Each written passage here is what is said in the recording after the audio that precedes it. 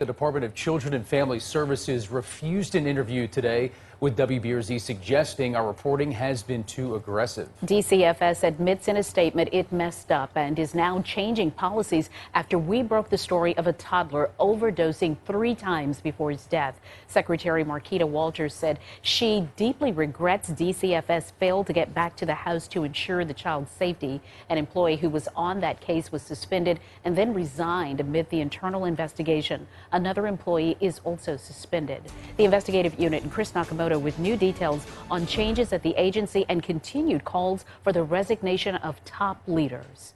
Sylvia, Michael, State Representative Jason Hughes was first to call for the immediate resignation of top employees at DCFS. He says the changes announced today by the agency fall short, and until leadership changes, nothing else will change. A stunning admission at the Department of Children and Family Services Friday, confirming what the WBRZ investigative unit was first to report. The agency was notified not once, not twice, but 3 different times about a child overdosing on fentanyl, but the state did nothing. The first 2 happened when the child was revived by Narcan. A third alert came when his toxicology results came back positive for fentanyl.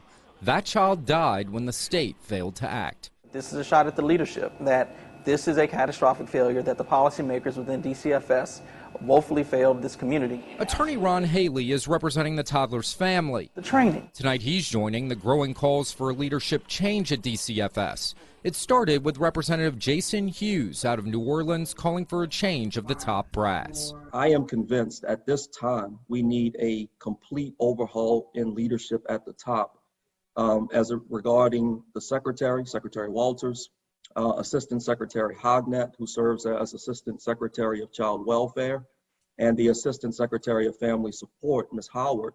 I am calling for their immediate resignation or replacement. But that statement by Representative Jason Hughes irritated the governor's office, who reached out to top WBRZ management, saying Hughes should have refrained from commenting because his mother's a longtime DCFS employee. In emails to WBRZ, the governor's office went so far as to send links of past Capitol testimony where Hughes talked about his mom and said they believed it's obvious that it's important context to his criticism and it should be part of the coverage. Hughes fired back Friday saying, "I'm sure the governor's staff would prefer I simply remain silent, but I will not. I have an obligation to the public to stand for what's right.